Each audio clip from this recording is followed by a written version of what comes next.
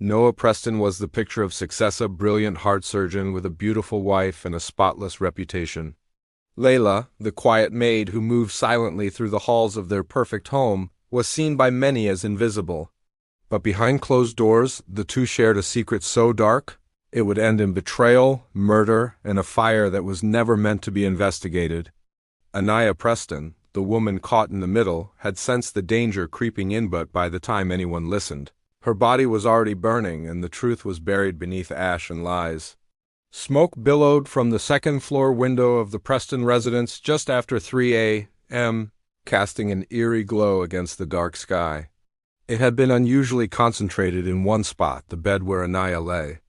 The surrounding walls and furniture showed signs of heat, but not damage. There were no burn marks near the power outlets, nor any signs of faulty wiring. There was no candle, no knocked-over lamp, no smoking materials in sight. Traces of gasoline were found in the mattress and around the bed frame. The floor had faint but definite signs of flammable liquids. Detectives began retracing Anaya's final days.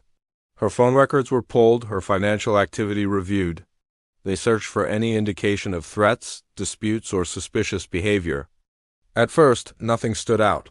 She hadn't made any unusual purchases, her call log was clean. But his personal life, as it turned out, was not as perfect as it seemed. She had started working for the Prestons about a year ago, replacing their longtime housekeeper who had left suddenly. It wasn't registered to any name, it was a burner phone. Further analysis would take time, but suspicion had begun to swirl. When asked for references during her hiring, she had provided none. Anaya had been particular about who she allowed into the home, so it struck investigators as strange that she hired someone with no background check. Something had changed. Something had made her accept Lila, or someone had made the decision for her. A few colleagues mentioned that his marriage had been strained. Some said he had been spending more time at the hospital even when he wasn't on call. The fire had hidden the truth, but not well enough. Anaya Preston hadn't just died in her sleep. She had been silenced, then burned, in a plan far more calculated than anyone had imagined. One nurse remembered seeing him having a heated phone conversation in the parking lot, not with a patient, but with someone he referred to only as her. At the time, it didn't seem important, but when detectives reviewed the security camera footage from the house, they discovered something odd: several gaps. The camera pointed at the main hallway near the bedroom had missing segments, erased or corrupted. That meant someone had tampered with the system. The fire had been deliberately set and designed to look like an accident. The hair straightener showed no signs of malfunction. It had been turned off, not on, when the fire occurred. That changed everything.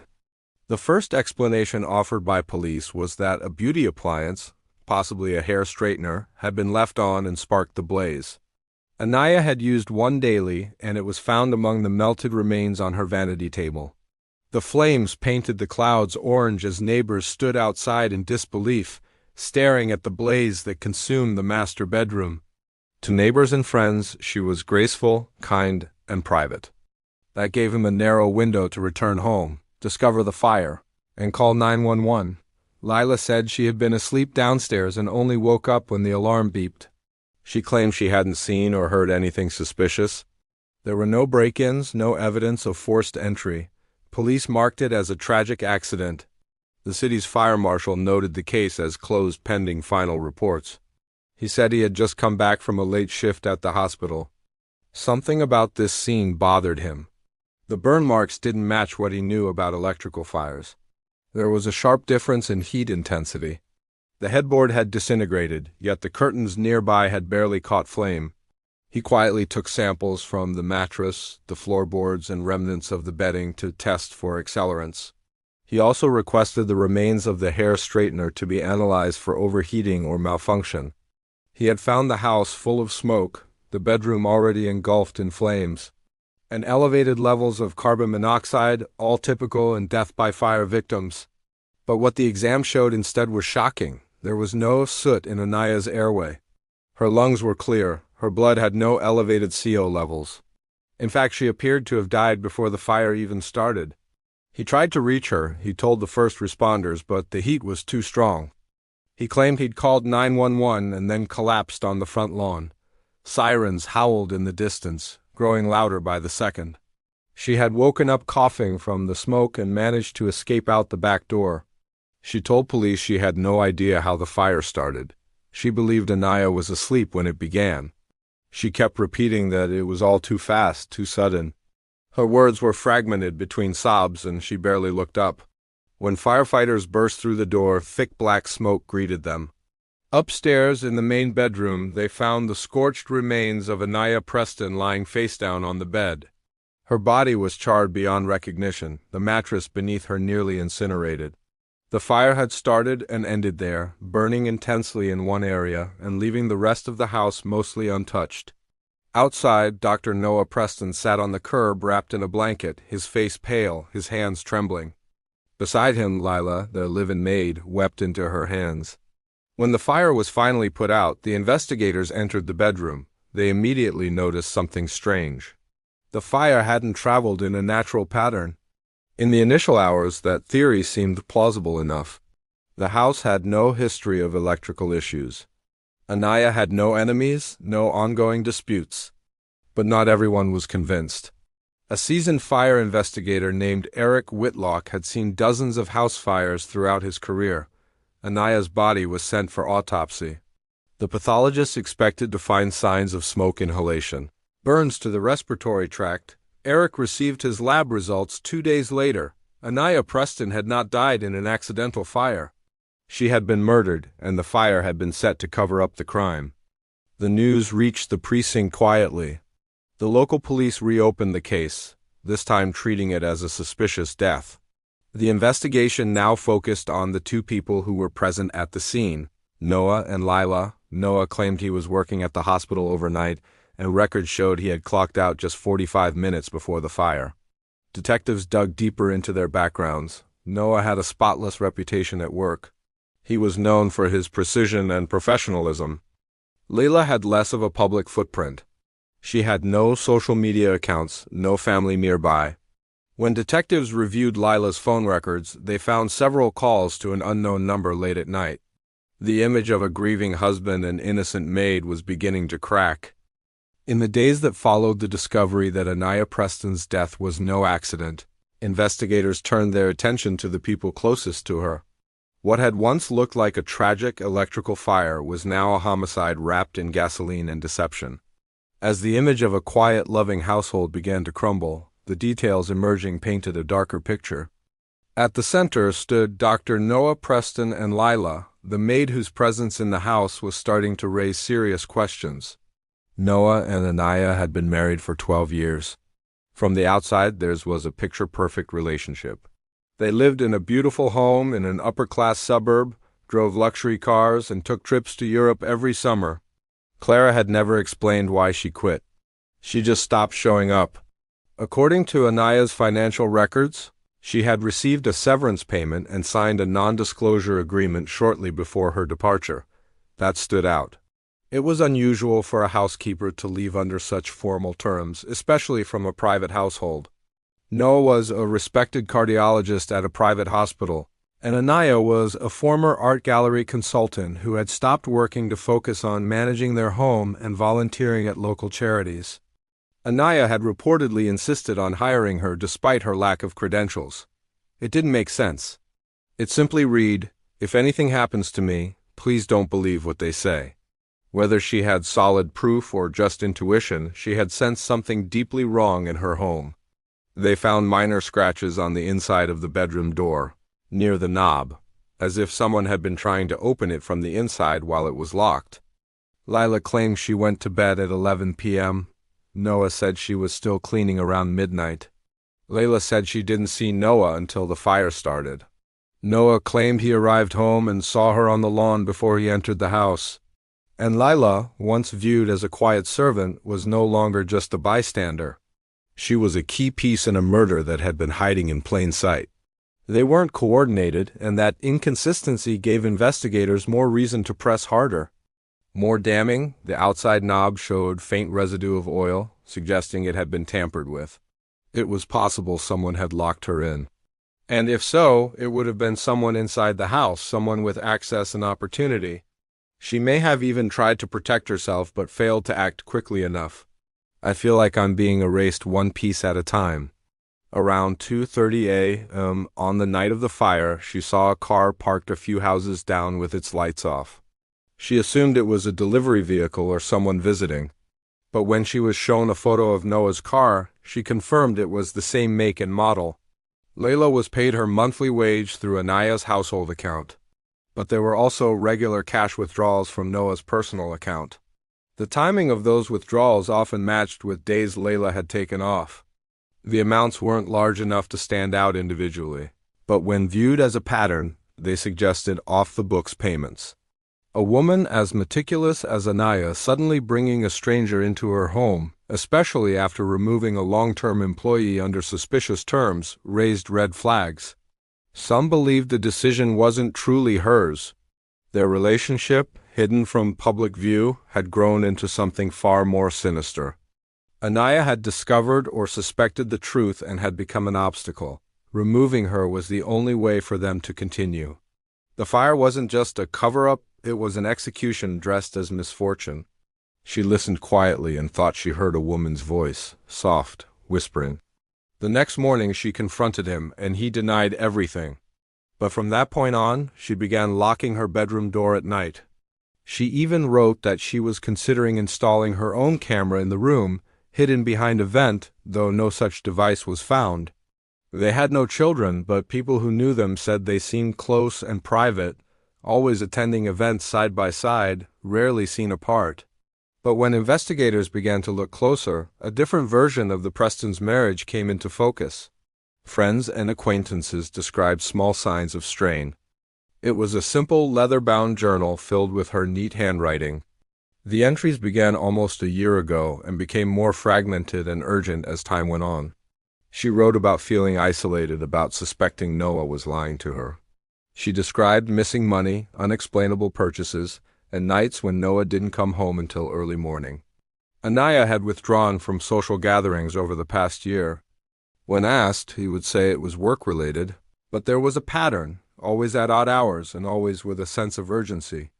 There were regular phone calls to a number linked to a prepaid burner phone, with most calls taking place after midnight.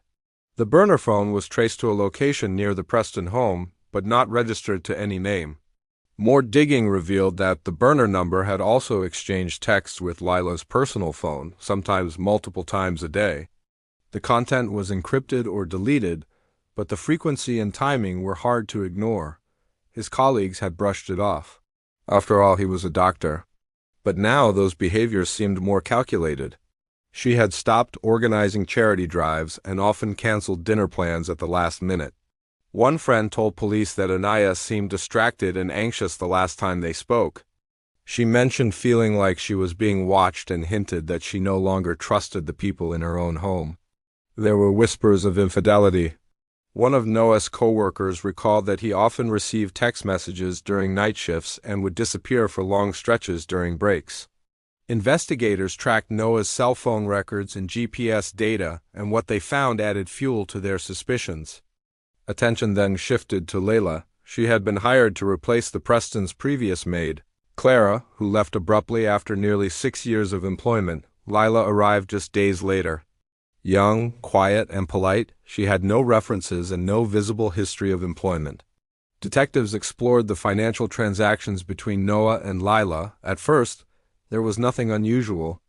Meanwhile, the investigation into Anaya's background unearthed a personal notebook she had kept hidden in her study. One entry stood out. It described waking up in the middle of the night and hearing voices outside her bedroom door. She believed Noah was speaking to someone. Another entry, written 2 days before her death, was chilling. That single line pushed the investigation into overdrive. Detectives believed Anaya knew she was in danger. The forensic team re-examined the house. Noah and Lila both re-interviewed. Their stories stayed consistent on the surface, but small details started to contradict each other. Neighbors were questioned again. One, who lived across the street, mentioned something she hadn't thought was important earlier. The theory now seemed undeniable. Noah and Lila were connected beyond employer and employee. Everything was beginning to unravel. The marriage, once seen as perfect, was nothing more than a disguise. The fire had long been extinguished, but its heat still lingered in the minds of those investigating the truth behind Anaya Preston's death. With each day, the evidence spoke louder than the people involved. The fire had originated from multiple ignition points, a clear indication of premeditated arson.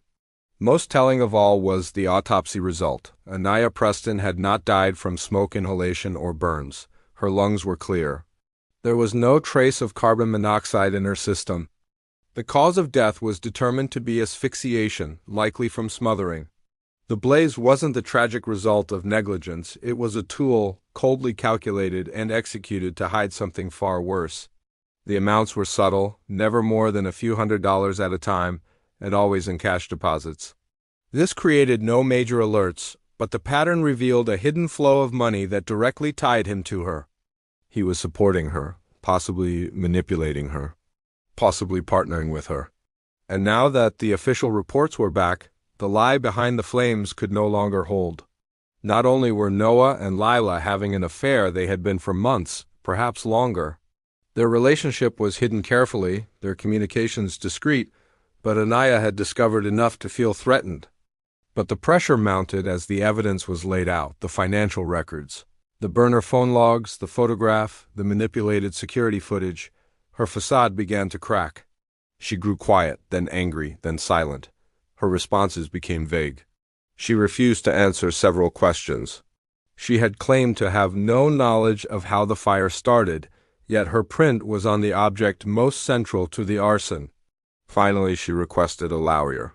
She had begun documenting them quietly, methodically, and she had likely been preparing to expose them. He maintained his innocence, claiming the evidence was circumstantial, that the burner phone was not his, that the timing of his hospital shift had simply been recorded incorrectly. How Layla stood by the doorway, watching. How they worked together to pour the gasoline, lighting the fire before fleeing the scene. Every suspicion Anaya had written about in her journal had been real. Her instincts had been right. She had seen it coming, but no one else did until it was too late. And pretending to be victims of an unexpected tragedy, he called the affair accusations baseless. But every explanation he gave contradicted data recovered from digital and physical records. His story no longer aligned with reality. Her journal entries painted a woman growing increasingly suspicious, increasingly afraid. It started as flirtation, then developed into secret meetings, then into a full-blown affair. At first they talked about running away together. But Noah was entangled, his finances, his image, his reputation. He couldn't just walk away. That's when the conversations turned darker. He told Lila that Anaya was unstable, paranoid, and emotionally abusive.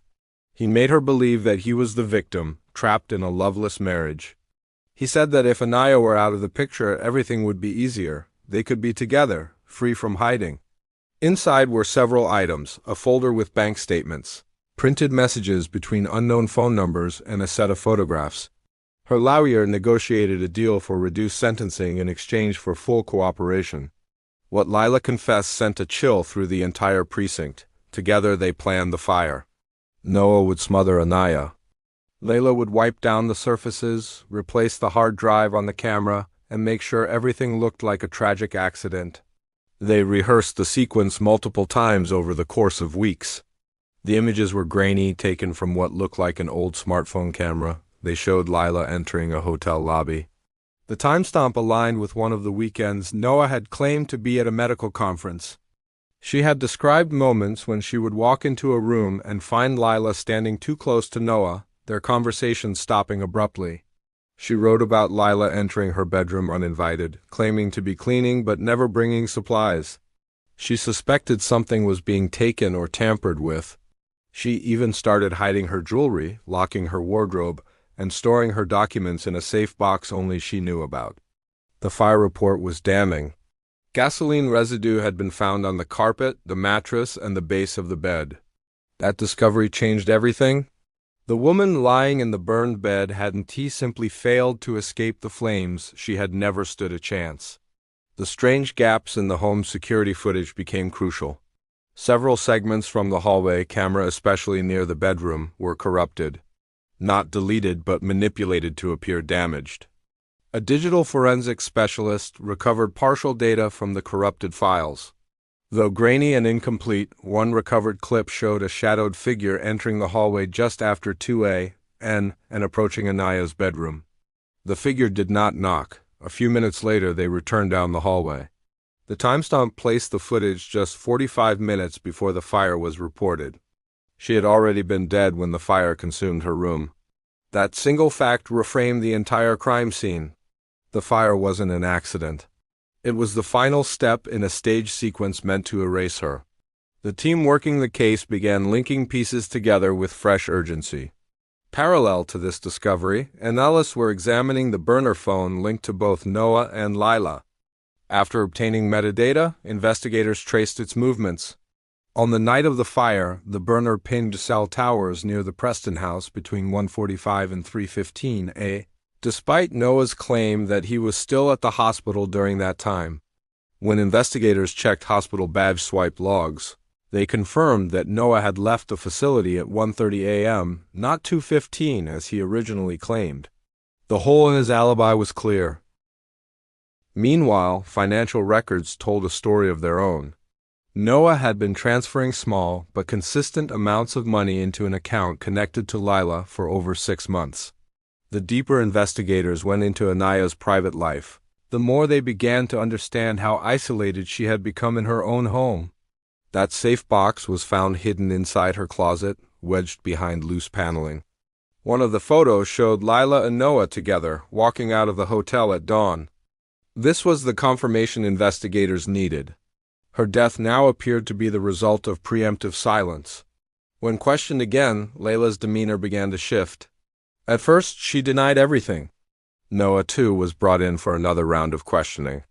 A breakthrough came when investigators matched a single fingerprint found on the melted remains of a gas canister hidden in the garage to Lila.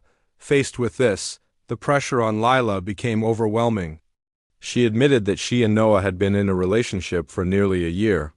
Noah promised her everything: money, a home, a new start. Lila described the night of the murder in detail.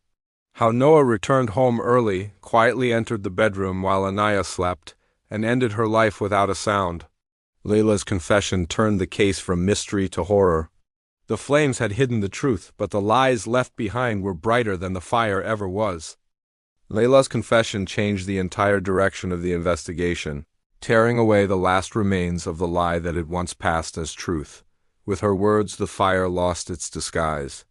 It was no longer just the final act in a terrible tragedy. It was evidence, a smokescreen that had failed. She handed over Noah's burner phone, still intact. Forensic experts recovered a series of encrypted texts between them, planning the crime in chilling detail. One message read, "She sleeps through anything. You just have to be quick." Another, dated 3 days before the fire, said, "I'll clean, you just make it look like an accident." Now, with every step, detectives moved closer to uncovering the full scope of what had happened inside the Preston home, nor had they anticipated that the accelerant would be detected so easily. Financial records showed that Noah had already started making discreet inquiries about liquidating joint assets. He had spoken with a private broker about selling Anaya's family property in the countryside. The property was not his to sell, but he had shown fake documentation, including a falsified power of attorney document. He was planning to access her inheritance, a $3 million trust fund tied to her family's estate. They claimed he had no reason to kill his wife, that he had everything: money, respect, a good life. But the paper trail told a different story. So did the recordings, the texts, the fingerprint on the gas can, the missing camera footage, and Lila's words under oath. At one point, she broke down entirely when describing Anaya's final moments. Still, she had stood there and done nothing. He was sentenced to life in prison without the possibility of parole. Layla was sentenced to 18 years, with the possibility of release after 12, if she maintained good behavior and continued cooperating with future investigations into similar cases. She said Anaya's story should never be forgotten, not because it was sensational, but because it showed how evil can wear a familiar face. She said she hadn't expected it to feel so real. The story had captured public fascination. The elegant woman found burned in her bed, the handsome husband turned killer, the maid who betrayed her employer and her own conscience. The home, once viewed as a symbol of success, was now infamous. People drove by slowly, staring at the upstairs window that remained boarded up. She had told herself Anaya would just go quietly, that she was doing it for love. But in those last few minutes, something inside her broke. But most of all, they never imagined Anaya's body would tell a story so completely different from the one they had created. The jury heard passages read aloud in court, her fears, her doubts, and finally her warnings. The words were calm, deliberate, and chilling. I feel like I'm being watched. Like something is closing in. If something happens to me, I want someone to know I didn't let it. It was clear now that Noah had tried to avoid triggering that clause by making her death appear to be an unfortunate accident. Had it worked, he would have inherited everything. He had gambled everything on fire, erasing the truth. And the deep, deliberate betrayal that led to Anaya's death. According to Layla, it took less than 3 minutes. No struggle, no sound. He smothered Anaya with a pillow while she lay on her side, unaware of what was coming. They tracked her down in another state, where she had relocated under a different name. Prosecutors charged Noah with first-degree murder, conspiracy to commit murder, and arson. Layla, in exchange for testifying, was charged with conspiracy and destruction of evidence. She faced up to 20 years, but the exact sentencing would depend on her full cooperation. Clara agreed to speak. She revealed that she had left after witnessing what she described as an inappropriate relationship between Noah and Leela. Clara had brought it up to Anaya, but the confrontation had spiraled into panic. Anaya wasn't sure whom to trust. A week later, Clara was offered a severance package and asked to leave. Anaya didn't explain herself, and Clara never spoke of it again. Until now. When it was done, he gave Lila a nod, and they began to move quickly. With Lila's cooperation, prosecutors began reconstructing the weeks leading up to the murder. They had mapped out the timeline with precision. Layla explained how Noah used his hospital schedule to their advantage, ensuring he had an alibi. On the night of the murder, he left the hospital early without clocking out properly, slipped into the neighborhood using a side road with no traffic cameras, and parked 3 houses down. They lit the fire at 303A, then split. Noah returned to his car and drove back around the block to approach from the front like a confused, grieving husband arriving home. Lila slipped out the back, ran to the garden, and pretended to be choking on smoke as the fire trucks arrived. Layla had already disabled parts of the home security system and staged the upstairs area. She laid out a few items to suggest an electrical mishap: the straightener on the vanity, the hairdryer placed oddly close to the curtains. Inside the bedroom, Anaya had already been asleep. Noah entered through the back, made his way upstairs, and quietly opened her door. Layla poured gasoline on the mattress, the headboard, and the floor beneath the bed, while Noah scattered it along the doorway and windowsill to encourage the flames to spread upward. Every part of the plan had been rehearsed, except for the things they couldn't control. What they hadn't counted on was the fire behaving differently than expected. It hadn't spread far, contained mostly to the bedroom. As the prosecution built their case, more disturbing facts came to light.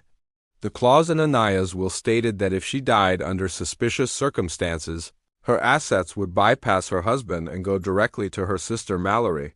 With Lila's full testimony, detectives also reopened questions about the previous maid, Clara. The evidence was damning. Every witness, every detail added more weight to the theory that this had been a carefully staged crime. Noah's defense team attempted to paint him as a man manipulated by a younger woman, lured into a deadly plan by someone who had grown obsessed. In a surprising move, the prosecution introduced Anaya's journal into evidence. That sentence lingered in the courtroom like smoke. Noah remained expressionless throughout most of the trial.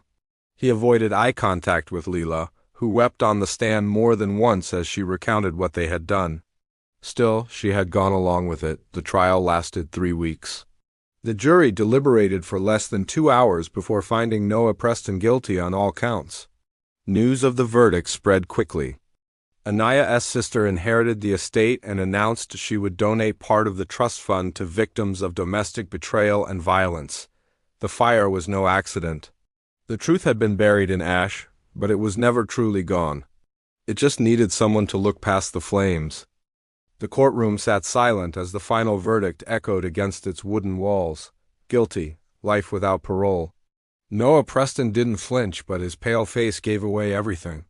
The weight of his choices had finally settled on his shoulders, unshakable and permanent. Headlines called it the bedroom blaze murder and the doctor's double life. Noah had left the hospital early that night, feigning an emergency phone call. He parked his car away from surveillance view and entered through the back. The plan executed like a script they had rehearsed too many times. She inherited the home, the trust fund, and the journals Anaya had kept so quietly. The foundation focused on quiet victims, the ones who lived behind closed doors and behind silent smiles, the ones who didn't have bruises to show but knew something wasn't right. Her chances were uncertain, but the law had at least given her a path to redemption, one Noah would never be offered. He quickly became another inmate in a system that didn't care about former reputations. Gone were the tailored suits, the white coat, the admiration of hospital staff. In their place were orange uniforms and strict routines. He spent his days in isolation, refusing interviews, declining visitation. Letters came to the prison from strangers, some expressing outrage, others asking why, but he never replied. And in the end, the lie had unraveled under the weight of her quiet courage. Justice did not bring her back, but it gave her story an ending she wrote herself one line at a time. Hidden in notebooks, waiting to be heard, he had taken a life to protect a lie, and now that lie had consumed him.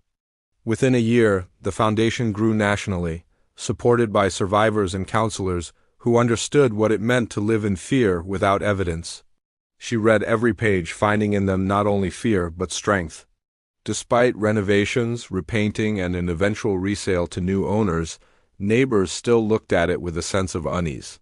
They remembered the fire, the sirens, the cameras. They remembered the beautiful woman who lived there, who smiled politely but rarely lingered outside. They remembered the smoke curling from the window like a warning too late to matter. Her story shared in classrooms, podcasts, and documentaries as a reminder of how betrayal can take root not with sudden violence but with quiet, careful steps. People who had never known her came to understand her story as one of courage and foresight. Her sister hadn't given in. She had resisted, investigated, documented. She had sensed the danger around her and tried, in her own way, to leave a trail for someone to follow. But beneath all of that, it remained one woman's fight to hold on to her truth. Even in death, Anaya had exposed the people who meant her harm. Her voice, once ignored, had become the one that led investigators to the truth. Mallory made it her mission to make sure her sister S. story would not be buried in crime scene photos and courtroom transcripts. Then came the fire, the panic act, the emergency call, and the tears Leela would later admit were real but not for Anaya, they were for herself, for what she had become.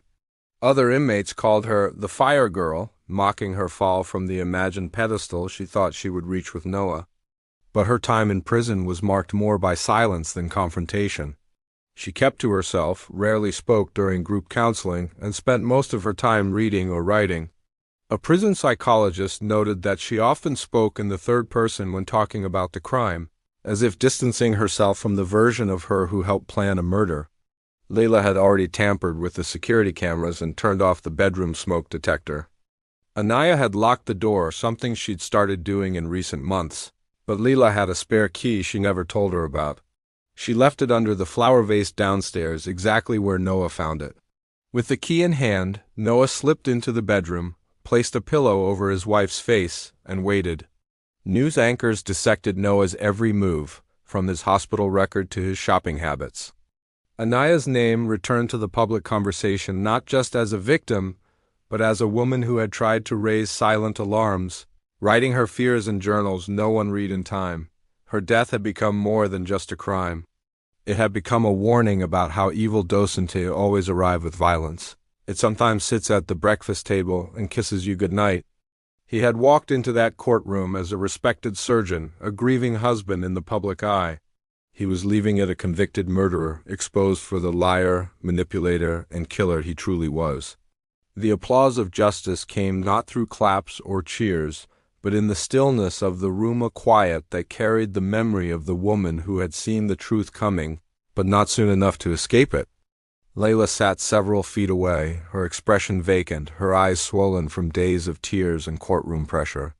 She had once believed in a future. Noah promised her one where they would live in a different city, with new names and no judgment.